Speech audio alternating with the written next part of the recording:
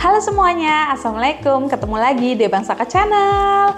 Di video kali ini aku mau sharing ke kalian mengenai kehamilan keduaku di trimester kedua kemarin. Jadi di saat aku buat video ini usia kehamilanku memasuki 31 minggu trimester ketiga. Jadi aku baru bisa buat videonya sekarang. Nanti akan aku share ke kalian mengenai perubahan dan keluhan apa aja yang aku alamin, perkembangan janin dan vitamin apa aja yang aku konsumsi selama kehamilan trimester kedua kemarin. Yuk tonton terus videonya. Happy watching.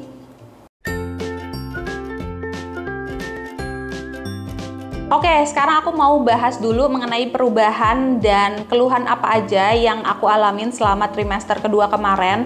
Yang pertama yaitu mual dan muntah. Menurut aku di trimester kedua ini tuh masa-masa yang paling enak di antara trimester 1 sampai ketiga. Karena kalau dibandingin sama trimester pertama, kita tuh masih morning sickness, terus masih mual-mual dan masih muntah-muntah. Terus ada juga yang merasa pusing, badan tuh lemes, dan alhamdulillah di trimester kedua ini mual dan muntahnya itu udah mulai berkurang banget. Tapi tiap orang itu keluhannya emang bisa berbeda-beda ya. Ada yang sampai akhir kehamilan mereka tuh masih merasa mual, dan ada juga orang yang dari awal kehamilan tuh tidak merasakan mual dan muntah sama sekali. Nah kalau aku alhamdulillah di bulan keempat, pertengahan bulan keempat itu mual dan muntahnya udah mulai berkurang banget. Kalau untuk ketemu makanan sebenarnya udah nggak mual ya, tapi ada beberapa hal yang tetap buat aku mual.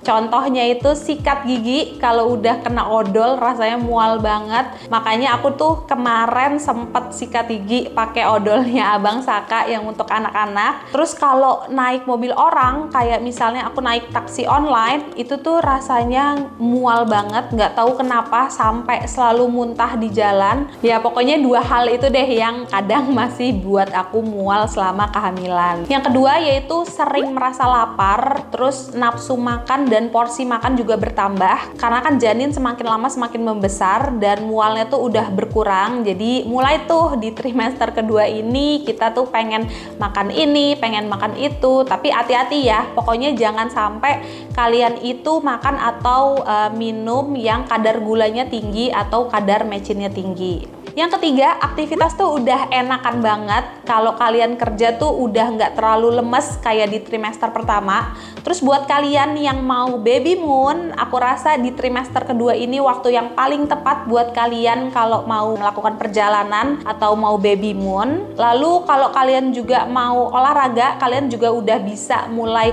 olahraga ringan di trimester kedua ini, atau kalian bisa ikut kelas prenatal yoga, kalian bisa ikut kelas offline maupun kelas online prenatal yoganya. Tapi kalau untuk prenatal yoga ini disesuaikan dengan kondisi kalian ya. Kalau misalnya kondisi kalian itu suka flat atau semacamnya, kayaknya kalian jangan ikut prenatal yoga dulu. Atau buat lebih amannya kalian bisa konsultasikan ke dokter kalian masing-masing.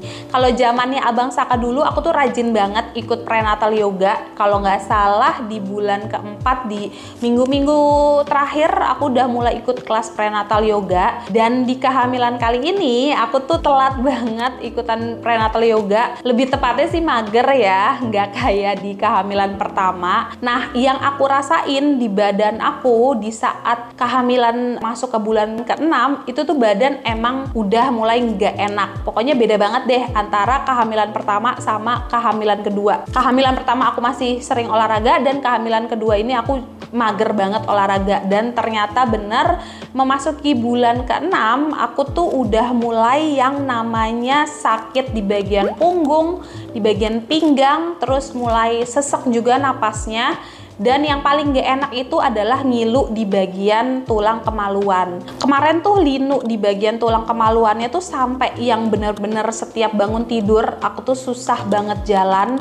Jadi setiap bangun tidur aku tuh harus diem dulu, baru jalan pelan-pelan supaya nggak terlalu ngilu. Pas kontrol ke dokter pun aku dikasih obat nyeri supaya meredakan atau meminimalisir si ngilu bagian tulang kemaluan tadi. Kata dokterku tuh ada beberapa faktor pemicu ngilu di bagian tulang kemaluan. Salah satunya itu adalah kehamilan kedua, ketiga, ataupun seterusnya. Jadi kalau kehamilan pertama sama kehamilan kedua itu biasanya lebih cepat rentan kehamilan kedua ngilu di bagian tulang kemaluannya. Kemudian kalian juga termasuk orang yang jarang olahraga sebelum kehamilan, terutama di bagian sekitar sini ya, kayak sit up, kayak squat. Nah itu biasanya lebih rentan kalian itu ngilu di bagian tulang kemaluan. Terus kalian mengandung bayi kembar, kalian mengandung bayi yang ukurannya besar, ataupun kalian kelebihan berat badan sebelum kehamilan. Nah, itu contoh-contoh faktor pemicu ngilu di bagian tulang kemaluan selama kehamilan ya. Jadi saranku, olahraga please banget tetap kalian lakuin. Tidaknya kalian tuh jalan kaki pagi-pagi, atau kalian bisa ngelakuin stretching gitu di rumah ya. Yang kelima, perut kalian itu akan semakin membesar, baby bumpnya udah kelihatan di trimester kedua. Kemudian tidur udah mulai nggak enak, serba salah mau posisinya kayak gimana. Terus kalau di trimester kedua ini aku tuh perutnya gatel banget. Nggak tahu kenapa dari zamannya Abang Saka tuh aku trimester kedua perut tuh udah bener-bener gatel banget. Makanya aku tuh udah standby yang namanya bio oil dari awal kehamilan trimester kedua. Jadi setiap diolesin bio oil ini nggak tahu kenapa kayak gatalnya lumayan berkurang sih dibandingkan kalau kita tuh nggak ngasih apa-apa di perut kita.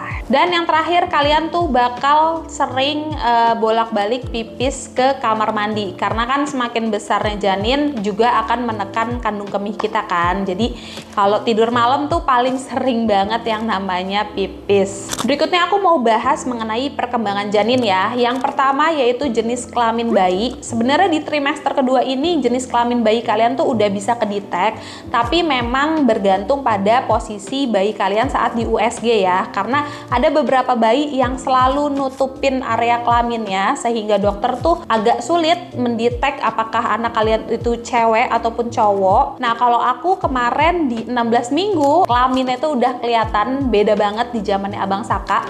Karena kalau di zamannya Abang Saka, kelaminnya itu baru kelihatan di usia kehamilan 5 bulan atau 6 bulan deh kalau nggak salah. Pokoknya sekitar di atas 5 bulan. Nah, kalau yang kali ini, kehamilanku kali ini tuh cepet banget kedeteknya. Nah, selain itu, kalau misalnya kelamin anak kalian itu cowok, biasanya lebih cepat ketahuan ya dibandingkan cewek. Lalu yang kedua yaitu pergerakan janin. Jadi di trimester kedua ini kalian udah bisa ngerasain pergerakan janin kalian.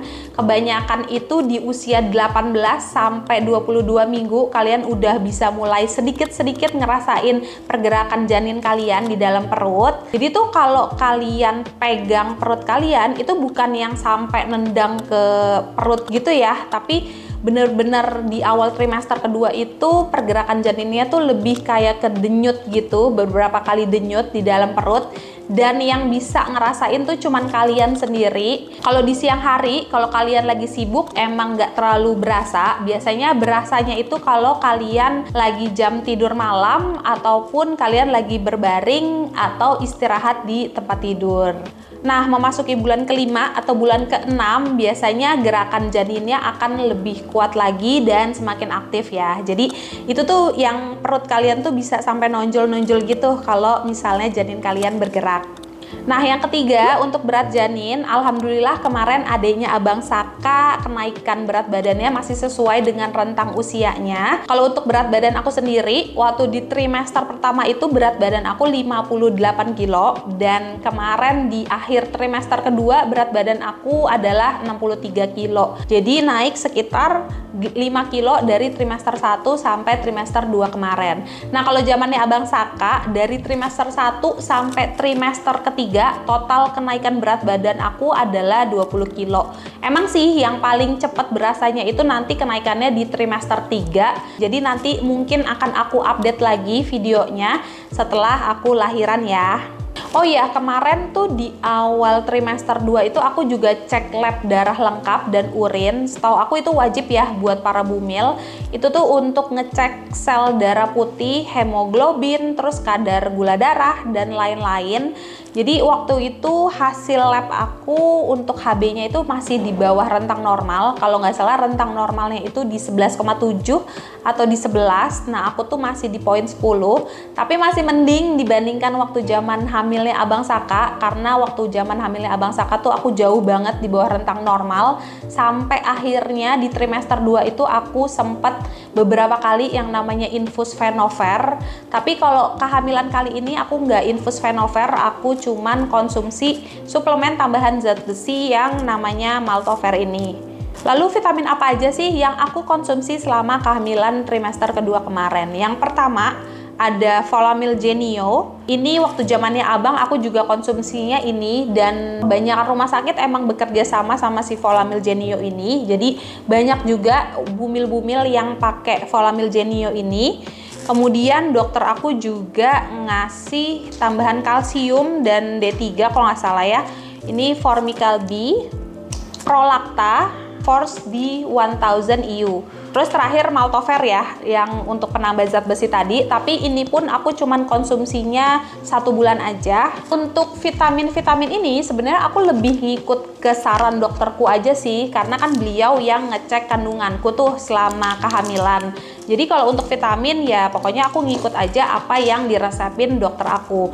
Setahu aku berbeda dokter itu juga bisa berbeda jenis obat yang diberikan. Jadi sebaiknya tetap konsultasikan dengan dokter kalian masing-masing ya. Kalaupun kalian mau beli multivitamin sendiri, tetap harus kalian konsultasiin ke dokter kalian, supaya nanti kalau ada tambahan suplemen atau vitamin, dokter kalian tuh bisa menyesuaikan dosisnya. Oke deh, kayaknya segitu aja dulu sharing kehamilan trimester keduaku kali ini. Semoga bermanfaat, dan buat kalian yang suka dengan video ini jangan lupa like dan subscribe. Terima kasih sudah menonton.